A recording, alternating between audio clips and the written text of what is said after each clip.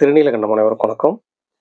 நம்ம கர்ம நட்சத்திரங்கள் அப்படிங்கிற சீரீஸ்ல இப்போ நம்ம பார்க்கக்கூடிய நட்சத்திரம் பார்த்தீங்கன்னா, 3வதா நம்ம பார்க்கக்கூடியது திருவாதிரை நட்சத்திரம். ஸோ திருவாதிரை நட்சத்திரம் ஒருத்தர் நட்சத்திரத்தில் ஒருத்தவங்க பிறந்திருந்தாலும், இல்லை திருவாதிரை நட்சத்திரங்கள் என்ன கிரகம் இருந்தாலும், அந்த காரகங்கள் ஒரு இந்த கர்ம வினைகளால் பாதிக்கப்பட்டிருப்பாங்க அப்படிங்கிறத நம்ம தெரிஞ்சுக்கலாம். பொதுவாக திருவாதிரை நட்சத்திரம் திருவாதிரை நட்சத்திரத்தில் யாராவது பிறந்திருந்தாலோ, திருவாதிரை நட்சத்திரத்தில் இருக்கிற கிரகங்கள் இருந்தால் அந்த காரக வீட்டில் துர்மரணங்கள் நிகழ்ந்திருக்கும்.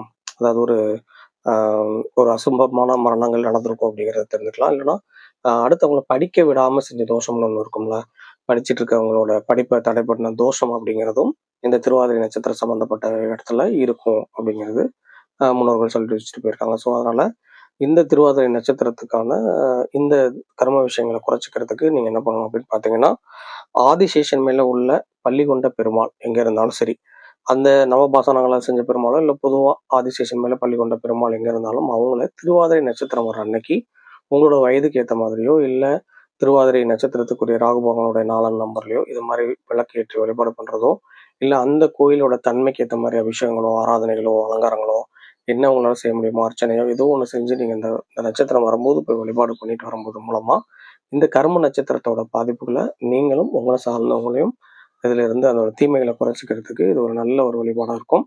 முயற்சி செஞ்சு பாருங்க. இன்னும் மறுபடியும் அடுத்த வீடியோஸ்ல சொல்றேன் மற்ற நட்சத்திரங்களுக்கு. இது மாதிரி ஏதாவது முக்கியமான தகவல் தெரிஞ்சுக்கணும் நம்ம சேனலை தொடர்ந்து இணைஞ்சிருங்க. ஜோதிட ஆலோசனைகள் எதாவது வேணும்னாலும் கீழே இருக்கிற நம்பருக்கு தொடர்பு கொள்ளுங்கள். நன்றி, வணக்கம். திருநீலகண்டம்.